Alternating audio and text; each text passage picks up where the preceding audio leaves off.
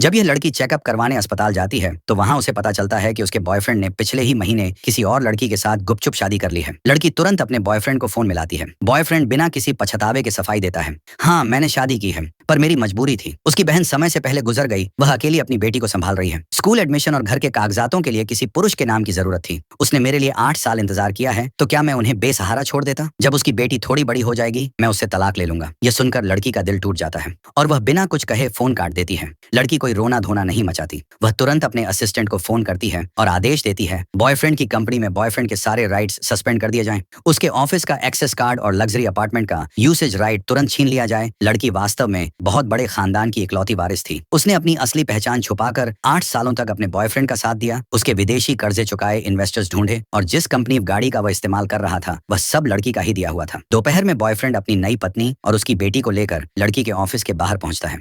वह लड़की को शॉपिंग मॉल ले जाता है ताकि वे कपड़े खरीद सकें।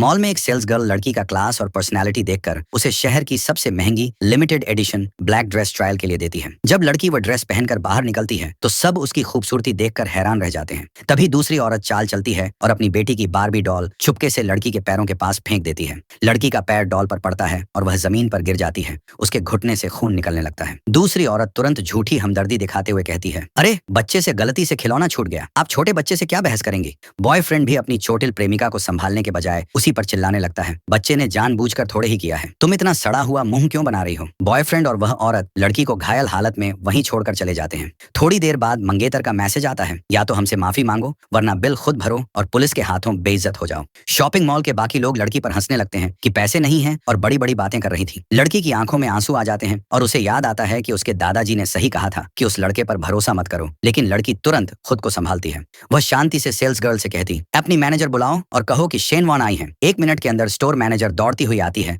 और झुककर सम्मान देती है क्योंकि पूरा शॉपिंग मॉल और ब्रांड उन्हीं के शेन ग्रुप का है। लड़की गर्व से कहती है, मेरा बिल मैं खुद भरूंगी, लेकिन उसका मंगेतर और दूसरी औरत जो सामान बिना पेमेंट किए ले गए हैं उसका एक भी पैसा मेरे खाते में नहीं जुड़ेगा। उन्होंने भागने की कोशिश की है, उनके खिलाफ नियम के मुताबिक सख्त कार्रवाई करो।